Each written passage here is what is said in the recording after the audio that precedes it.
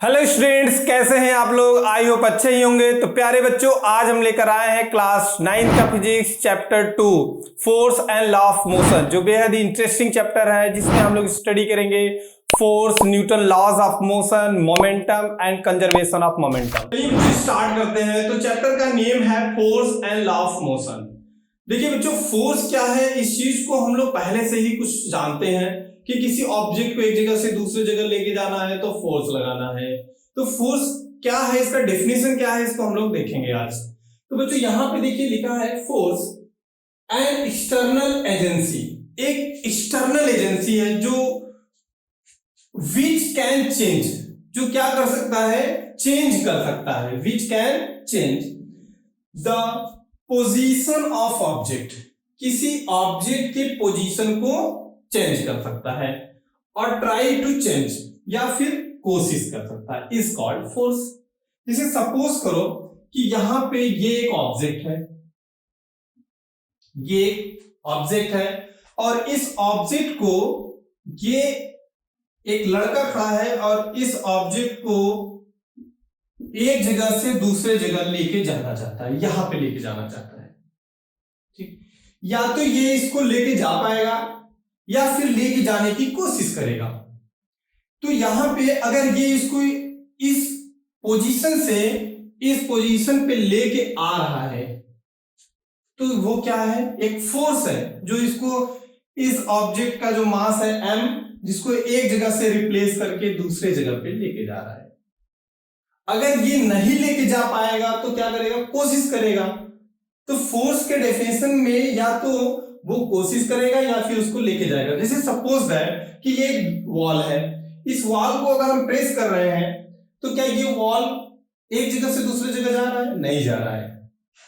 ठीक है, तो बच्चों यहां पे ये वॉल अगर डिस्प्लेस नहीं हो रहा है तब भी हम फोर्स लगा रहे हैं, लेकिन अगर ये डिस्प्लेस हो जाता है तब भी एक फोर्स है। तो फोर्स का डेफिनेशन बहुत इजी है, an external agency which can change the position of object or try to change is called force. या तो वो किसी ऑब्जेक्ट के पोजीशन को चेंज कर देगा या करने की कोशिश करेगा। चलिए बच्चों देखते हैं नेक्स्ट टॉपिक है फोर्स के कितने टाइप्स हैं। तो प्यारे बच्चों यहां पे बेसिकली फोर्स को दो टाइप से कैटेगराइज किया है, दो पार्ट में डिवाइड किया गया है। तो first one is balance force and second one is unbalance force. एक बैलेंस फोर्स होता है और दूसरा अनबैलेंस। तो प्यारे बच्चों बैलेंस फोर्स क्या है, if the resultant of all forces acting on body equal to zero. किसी बॉडी पे ऑल फोर्स का अगर रिजल्टेंट फाइंड करें वो जीरो हो तो उसे क्या बोलेंगे, बैलेंस फोर्स। तो देखिए बच्चों यहां पे एक एग्जांपल है, ये एक बॉक्स है, इस बॉक्स पे एक F फोर्स इधर पे लगा हुआ है, इसके अपोजिट डायरेक्शन में F फोर्स इधर लगा हुआ है, सेम एज यहां पे भी एक फोर्स लगा है और इधर भी एक फोर्स लगा है। तो ये फोर्स एक दूसरे को क्या करेंगे, कैंसिल करेंगे, क्योंकि ये एक दूसरे के अपोजिट डायरेक्शन में है और ये फोर्स इसको कैंसिल कर देगा। तो इस पे जो रिजल्ट एंड फोर्स है, इन सभी फोर्स का जो रिजल्ट है वो क्या हुआ, जीरो हुआ। तो हम लोग इसको कैसा फोर्स बोलेंगे, ये एक बैलेंस फोर्स है। सेम एज यहां पे देखेंगे, if the resultant of all the forces acting on body is equal to not zero, यहां पे जीरो नहीं होगा, इज कॉल्ड अनबैलेंस फोर्स। तो प्यारे बच्चों इसमें भी देखेंगे, एक एग्जांपल है, यहां पे देखिए ये एक फोर्स है और ये एक फोर्स है, दोनों क्या है, इक्वल एंड अपोजिट है। तो ये एक दूसरे को क्या करेंगे, कैंसिल आउट करेंगे। और यहां पे देखिए ये एक फोर्स F है, यहां पे जस्ट ट्वाइस है, 2F है। तो यहां पे एक F तो कैंसिल होगा, लेकिन एक F फोर्स जो है वो इसको क्या करेगा, बॉडी को डिस्प्लेस करेगा, इसको मोशन में लाएगा, इसको लेके चलेगा। तो ये कैसा होगा, एक अनबैलेंस फोर्स हो गया। तो किसी भी ऑब्जेक्ट के मोशन के लिए अनबैलेंस फोर्स की रिक्वायर्ड होती है। एक अनबैलेंस फोर्स अगर होगा तभी ऑब्जेक्ट मूव। चलिए बच्चों देखते हैं नेक्स्ट टॉपिक है इफेक्ट ऑफ फोर्स। फोर्स की क्या इफेक्ट है। तो प्यारे बच्चों यहां पे देखें, a force can move a stationary object. एक फोर्स किसी रुकी हुई चीज को एक जगह से दूसरे जगह पे ले जा सकती है, मूव करा सकती है। एक स्टेशनरी ऑब्जेक्ट है, ये कोई एक स्टेशनरी ऑब्जेक्ट है, इसको एक मैन है जो फोर्स लगा रहा है और ये इसको मूव करा करके यहां पे ले आएगा।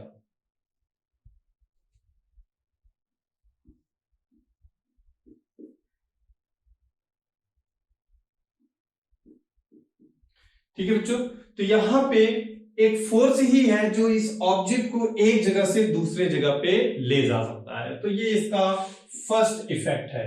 Second effect, a force can stop a moving object. Force क्या कर सकता है, एक मूविंग ऑब्जेक्ट को स्टॉप कर सकता है। सपोज दैट कि यहां पे ये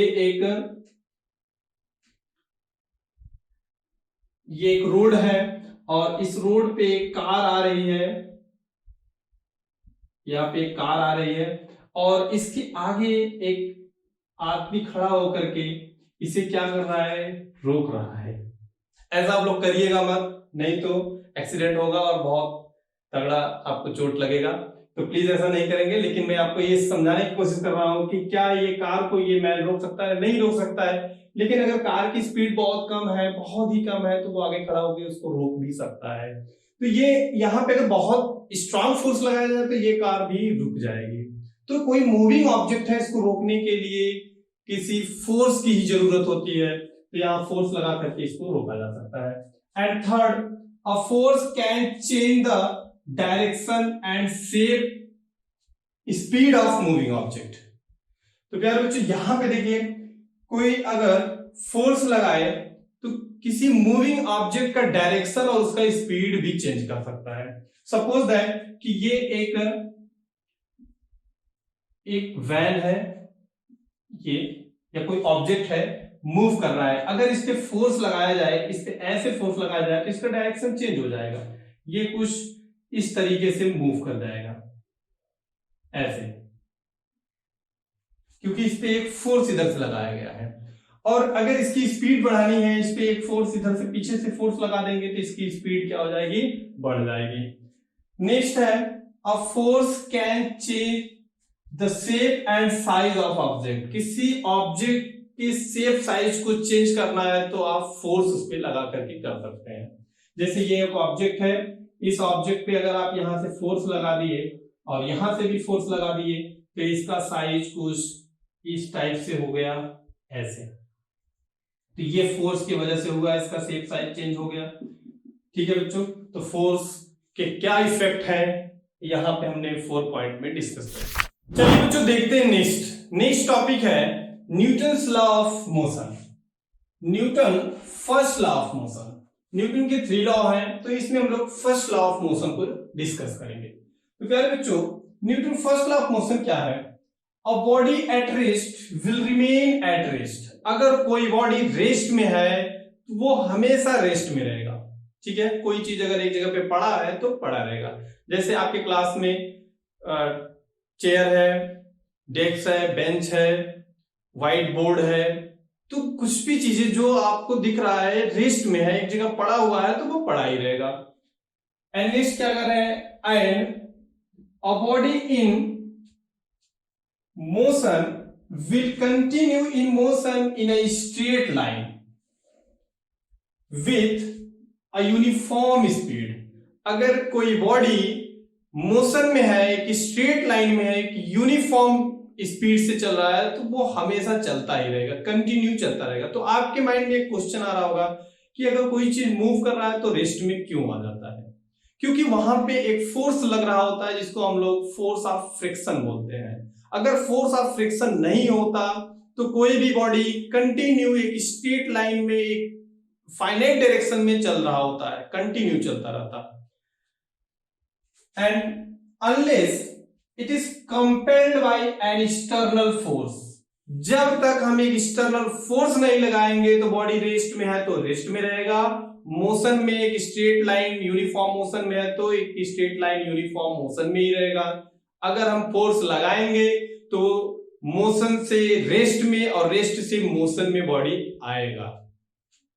to change its state of rest and और यूनिफॉर्म मोशन, एक यूनिफॉर्म मोशन या फिर रेस्ट के स्टेट को चेंज करने के लिए हमें फोर्स की जरूरत होती है।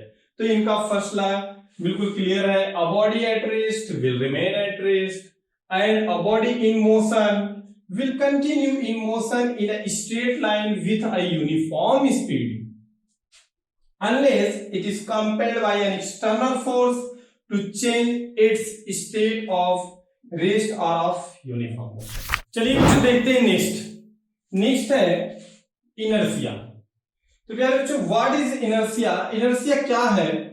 The tendency of a motionless body to remain at rest.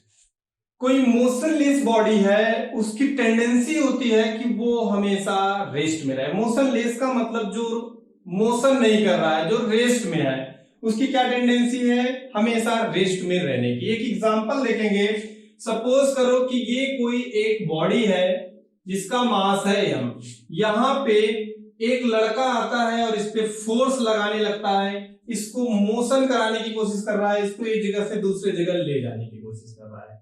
तो प्यारे बच्चों यहां पे ये जो बॉडी है इस फोर्स का क्या कर रहा है? अपोज कर रहा है, रेजिस्टिंग फोर्स लगा रहा है, जो कि इसकी एक टेंडेंसी है। मतलब ये रेस्ट में है तो रेस्ट में रहना चाहता है, मोशन में नहीं होना चाहता। तो यहाँ पे अब और भी लोग आएंगे, इस पे फोर्स लगाएंगे, एक और आ गया, फिर उसके बाद एक और आ गया, इस तरीके से 2-3 लोग आकर के इस पे फोर्स लगा रहे हैं, अभी भी ये अगर मोशन नहीं कर रहा है तो इसकी क्या एक टेंडेंसी है। लेकिन इसकी अपनी एक लिमिट होती है, उस लिमिट के बाद जब वो लिमिट क्रॉस करेगा, एक और लड़का आकर के इस पे फोर्स लगाने लगा, अब इनकी लिमिट क्रॉस हो गई और जैसे ही लिमिट क्रॉस हुई तो ये मोशन में आ जाएगा। तो अगर यहाँ पे और हैवी मास का कोई ऑब्जेक्ट रख दिया जाए तो क्या इतने लोग इसको मूव करा पाएंगे? नहीं। तो यहाँ पे एक बात ये क्लियर हो रहा है कि जितना ज्यादा इसके अंदर मास होगा उतना ज्यादा इसकी टेंडेंसी होगी टू रेस्ट में रहने की। ये रेस्ट में है तो रेस्ट में ही रहना चाहता है, ये इसकी एक टेंडेंसी है। Next, if moving to continue moving in a straight line, अगर ये मूव कर रहा है, चल रहा है तो कंटिन्यू चलना चाहता है। इसका भी एक एग्जांपल देखते हैं। सपोज करो कि ये कार है और ये कार एक हाई स्पीड से आ रही है और इसके सामने एक लड़का खड़ा है और ये इसको रोकने की कोशिश कर रहा है, ऐसे सामने इसके खड़ा होकर इसको रोकने की कोशिश कर रहा है। और जैसे ये इसको रोकने की कोशिश करेगा तो क्या ये कार रुक जाएगा? नहीं। इसकी टेंडेंसी क्या है? मोशन की, ये मूव करने की टेंडेंसी है, तो ये इसको भी लेकर के चला जाएगा, ये इसको भी गिराते हुए ढकेलते हुए चला जाएगा। तो ये कुछ इस टाइप से ये गिर जाएगा। ठीक है बच्चों, तो ये इसकी क्या है? टेंडेंसी है, और इसी टेंडेंसी को क्या कहते हैं? इनर्शिया। चलिए बच्चों देखते हैं नेक्स्ट टॉपिक है मोमेंटम। मोमेंटम क्या है? The product of mass and velocity of moving object. कोई ऑब्जेक्ट अगर मूव कर रहा है तो उस ऑब्जेक्ट का मास क्या है और उसकी वेलोसिटी क्या है, उनके प्रोडक्ट को हम लोग क्या कहेंगे? मोमेंटम। जैसे कोई एक गेंद है, गेंद को अगर फेंका जा रहा है तो गेंद का मास क्या है और वो किस वेलोसिटी से चल रहा है, उनका अगर प्रोडक्ट कर देंगे तो उन्हें हम मोमेंटम बोलेंगे। तो बच्चों ये है मोमेंटम। मोमेंटम को P से डिनोट करते हैं and momentum P is equal to हो जाएगा m इंटू v। ये क्या है? इसको बोलेंगे मास और ये है वेलोसिटी और ये है मोमेंटम। देखिए बच्चों यहां पे ये एक बॉल है, इस बॉल का मास m है और ये एक v वेलोसिटी से जा रहा है, तो इसका मोमेंटम क्या होगा? P is equal to m into v। और ये एक वेक्टर क्वांटिटी है, इसका डायरेक्शन किधर होगा? वेलोसिटी के डायरेक्शन में। तो हम लोग इसको ऐसे लिख सकते हैं, इसको वेक्टर टर्म में, vector P is equal to m into vector v। क्योंकि मास एक स्केलर क्वांटिटी है, इसमें डायरेक्शन नहीं होता लेकिन वेलोसिटी में डायरेक्शन होता है। तो वेलोसिटी में हम लोग वेक्टर लगाएंगे और यहाँ मोमेंटम में वेक्टर लगाएंगे। तो ये हो गया मोमेंटम। इसकी यूनिट क्या होगी? तो momentum P is equal to m into v। तो यूनिट क्या होगी इसकी? देखिए P is equal to m into v। m mass है तो मास की unit kg and v velocity है तो इसकी यूनिट मीटर पर सेकेंड। तो बच्चों ये मोमेंटम की यूनिट है केजी मीटर पर सेकेंड। ठीक है, तो यहाँ पे हम लोग मोमेंटम देख लिए, मास इंटू वेलोसिटी, मास और वेलोसिटी का मल्टीप्लाई जो होता है, जो प्रोडक्ट होता है, उसको हम लोग मोमेंटम कहेंगे। चलिए बच्चों देखते हैं नेक्स्ट टॉपिक है Newton second law of motion. तो बच्चों Newton second law of motion क्या है? The rate of change in momentum is called force. ये बहुत इजी है, the rate of change in momentum is called force. जैसे suppose करो कि ये एक बॉल है और इस बॉल का मास है m, इसका मास है क्या m, और इसकी वेलोसिटी क्या है u। ठीक है बच्चों, तो यहां पे इसकी वेलोसिटी, इनिशियल वेलोसिटी u है, मास m है, मास तो इसका चेंज नहीं होने वाला है। अब अगर इस पे फोर्स लगा दें, इस पे हम लोग फोर्स लगाएंगे तो इसकी वेलोसिटी इंक्रीज होगी, ऑब्वियसली इंक्रीज होगी कि एक इनिशियल वेलोसिटी से u मीटर पर सेकंड की वेलोसिटी से चल रहा है, फोर्स लगाया तो इसकी वेलोसिटी इंक्रीज हो जाएगी। तो इसकी वेलोसिटी इंक्रीज क्या हुई है? इसकी वेलोसिटी इंक्रीज हुई है, मास तो चेंज नहीं होगा, इसकी वेलोसिटी v हो गई। तो इनिशियल में यहाँ पे इसका मोमेंटम क्या है? अगर इसका मोमेंटम निकाले तो p1 is equal to m into u, और यहाँ पे मोमेंटम देखें तो p2 is equal to m into v। तो बच्चों यहाँ पे मोमेंटम चेंज हो रहा है, और इस मोमेंटम चेंज में कुछ टाइम भी लग रहा है, कुछ टाइम में ही तो होगा, ये फोर्स लगाने में कुछ टाइम लगा, जिसके बाद इसकी वेलोसिटी v हो गई। तो ये कह रहे हैं कि the rate of change in momentum is called force. तो फोर्स क्या है? ये डायरेक्टली प्रोपोर्शनल है rate of change in momentum, जिसको हम लोग del P upon del T ऐसे लिखेंगे। डेल पी का मतलब चेंज इन मोमेंटम, और चेंज इन मोमेंटम क्या होता है? इसको p2 माइनस p1, बाद में क्या मोमेंटम हुआ और पहले क्या था, इन दोनों का डिफरेंस, जिसको डेल पी बोलेंगे। ऐसे same as time t2 minus t1, यहाँ पे जो टाइम था ये है t1, और यहाँ पे जो टाइम है t2, और t2 माइनस t1 करेंगे तो हमें टाइम मिलेगा t। ठीक है बच्चों, तो ये हो गया f। डायरेक्टली प्रोपोर्शनल को हटाएंगे, एक कांस्टेंट लगाएंगे। देखिए बच्चों यहाँ पे एज वेल एज इस डायरेक्टली प्रोपोर्शनल को हटाएंगे, डायरेक्टली प्रोपोर्शनल को हटाएंगे, एक कांस्टेंट लगाएंगे k, और यहां पे मोमेंटम p2 क्या है? m into v। तो ये हो गया m into v minus m into u and divide by t2 minus t1। ये t2 माइनस t1 को हम लोग t से डिनोट करेंगे, क्योंकि टाइम का डिफरेंस एक टाइम ही होगा। तो ये हो गया f is equal to k, m common कर लेंगे तो ये हो जाएगा v minus u upon t, and change in velocity with respect to time is called acceleration. इसको एक्सेलरेशन से जानते हैं, तो ये बन गया f is equal to k m into a। ठीक है बच्चों, a क्या है? एक्सेलरेशन है। अब यहाँ पे अगर हम ये सपोज करें कि कोई बॉडी है जिसपे 1 न्यूटन का फोर्स लग रहा है, उसका मास भी 1 kg है, उसमें जो एक्सेलरेशन जनरेट हो रहा है वो 1 मीटर पर सेकेंड स्क्वायर है, इस तरीके से है। ये वैल्यू इसमें पुट करेंगे तो ये क्या बनेगा? 1 is equal to k into mass की वैल्यू 1, एक्सेलरेशन की वैल्यू 1, तो मिल गया k इज इक्वल टू 1। और इस k की वैल्यू फिर से इसमें पुट कर देंगे, ये इक्वेशन फर्स्ट है, यहाँ पे लिखेंगे फ्रॉम इक्वेशन फर्स्ट इक्वेशन से देखेंगे तो यह इज इक्वल टू हो गया k की वैल्यू 1 रख देंगे तो ये बन गया मास इनटू एक्सेलरेशन।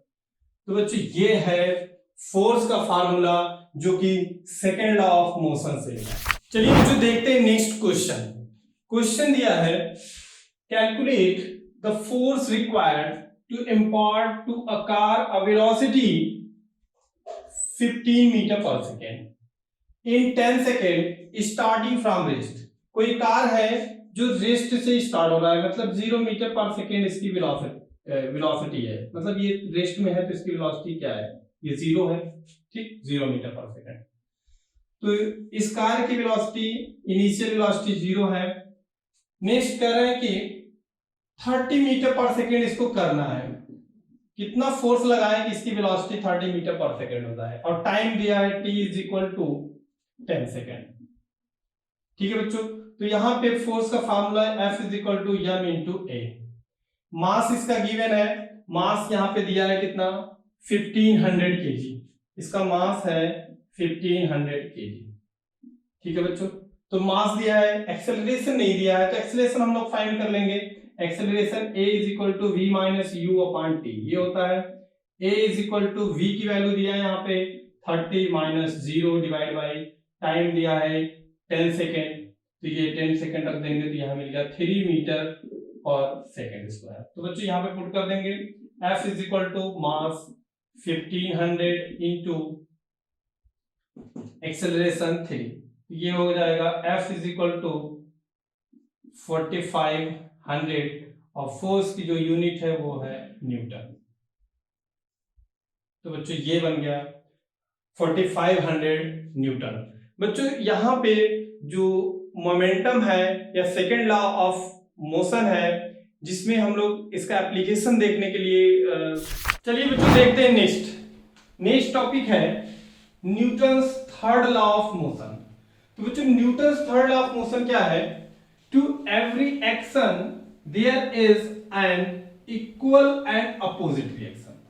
अगर हम कोई भी एक्शन करते हैं तो उसका इक्वल एंड अपोजिट रिएक्शन होता है। जैसे सपोज दैट ये व्हाइट बोर्ड है, इसको अगर हम प्रेस कर रहे हैं तो ये व्हाइट बोर्ड भी उतना ही फोर्स हमारे इस हाथ पे लगा रहा है। तो बच्चों ये क्या हुआ एक्शन, तो वो उसने क्या किया रिएक्शन। अगर हम लोग अर्थ पे खड़े हुए हैं तो अर्थ भी हमारे ऊपर उतना ही फोर्स लगाता है जितना कि हम लोग अर्थ पे लगाते हैं। तो एक्शन का रिएक्शन होता है। यहाँ पे ये एक बॉडी है और इस बॉडी का मास mg डाउनवर्ड वर्क करेगा, मास और एक्सेलरेशन ड्यू टू ग्रेविटी का मल्टीप्लाई करेंगे तो ये फोर्स बन गया जो कि वेट के इक्वल होता है, और ये डाउनवर्ड वर्क करेगा, इतना ही रिएक्शन r जो कि अपवर्ड लगेगा। और एक्शन रिएक्शन दोनों डिफरेंट बॉडी पे होते हैं। देखिए यहाँ पे ये दो डिफरेंट बॉडी है, एक अर्थ है और ये एक दूसरी बॉडी है। ठीक, ये बॉडी ने अर्थ पे एक्शन किया तो अर्थ ने इस पे रिएक्शन दिया, तो यहाँ पे दो डिफरेंट बॉडी पे एक्शन रिएक्शन। चलिए बच्चों देखते हैं नेक्स्ट टॉपिक है कंजर्वेशन ऑफ मोमेंटम।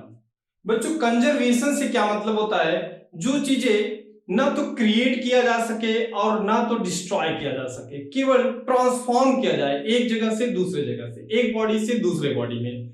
तो यहाँ पे ये कह रहे हैं कि मोमेंटम बिफोर कोलिजन, कोलिजन से पहले का momentum and momentum after collision same होता है। पहले के कोलिजन अगर हो रहा है तो कोलिजन से पहले और कोलिजन के बाद उनके मोमेंटम क्या होते हैं? कांस्टेंट होते हैं, सेम होते हैं। तो चलिए देखते हैं एग्जांपल कि यहाँ पे ये एक बॉडी है, या आप इसको एक कार ले लीजिए और ये एक दूसरी कार है, ये दोनों कार, इसका मास है m1, इसका मास है m2। ठीक है बच्चों, इसकी वेलोसिटी है u1 और ये है v1। ठीक है बच्चों, अब यहां से ये आगे जाके कोलाइड करते हैं और कोलाइड करने के बाद यहाँ पे कोलिजन होता है इन दोनों का, इस तरीके से यहाँ पे इनका कोलिजन होता है। ये है m1, ये है m2, और कोलिजन के बाद अलग हो जाते हैं ये दोनों और इनकी वेलोसिटी चेंज हो जाती है। इसका मास m1 और ये हो गया u2 और इसकी वेलोसिटी ये m2, इसकी वेलोसिटी हो गया v2। तो बच्चों यहाँ पे अगर मोमेंटम की बात करें तो इसकी मोमेंटम क्या है? यहाँ पे अलग अलग मोमेंटम, तो यहाँ पे इसका मोमेंटम हुआ m1 u1 प्लस इसका मोमेंटम क्या है? m2 v2, ये हो गया। उसके बाद कोलिजन के बाद इनका मोमेंटम क्या है? तो ये हो जाएगा m1 u2 plus m2 v2। तो बच्चों यहां पे क्या हो रहा है कि इनकी मोमेंटम जो है, ये जो अभी कोलिजन से पहले है, इनकी मोमेंटम का एडिशन और कोलिजन के बाद, कोलाइड होने के बाद जब ये अलग हो जाते हैं तो इनके मोमेंटम का सम क्या है, इक्वल है, ये कांस्टेंट है। चलिए बच्चों देखते हैं नेक्स्ट टॉपिक है application of law of conservation of momentum. Momentum के कंजर्वेशन लॉ का एप्लीकेशन देखेंगे। तो ये एक इंडियन रॉकेट है। तो यहाँ पे बच्चों इस इंडियन रॉकेट का जो मास है वो कैपिटल एम है और यहाँ से जो गैस रिलीज हो रही है उसका मास स्मॉल एम है। तो बच्चों अगर यहाँ पे हम मोमेंटम की बात करें तो जिसका मास कम होगा उसकी वेलोसिटी हाई होगी। तो जो गैस यहाँ से रिलीज हो रहा है उसका मास स्मॉल एम है, तो यहाँ पे इसकी वेलोसिटी हाई होगी और इन दोनों का मल्टीप्लाई, मास इसका बहुत कम है, इसकी वेलोसिटी हाई है, इन दोनों का मल्टीप्लाई ही मोमेंटम है। तो मोमेंटम क्या होगा, मैक्सिमम होगा। जब ये मोमेंटम मैक्सिमम होगा इतना ही मोमेंटम इस रॉकेट को ट्रांसफॉर्म होगा, इतना ही मोमेंटम इसको भी मिलेगा जिसकी वजह से इसकी वेलोसिटी बहुत हाई हो जाएगी। तो यहाँ पे देखिए ये मोमेंटम कंजर्वेशन के अकॉर्डिंग है, mass into velocity is equal to mass into velocity. ये गैस का मास और वेलोसिटी है, ये रॉकेट का मास और वेलोसिटी है। तो बच्चों ये वीडियो कंप्लीट हो गया। तो अगर आपको वीडियो अच्छा लगा तो चैनल को सब्सक्राइब करें, दोस्तों अपने शेयर करें।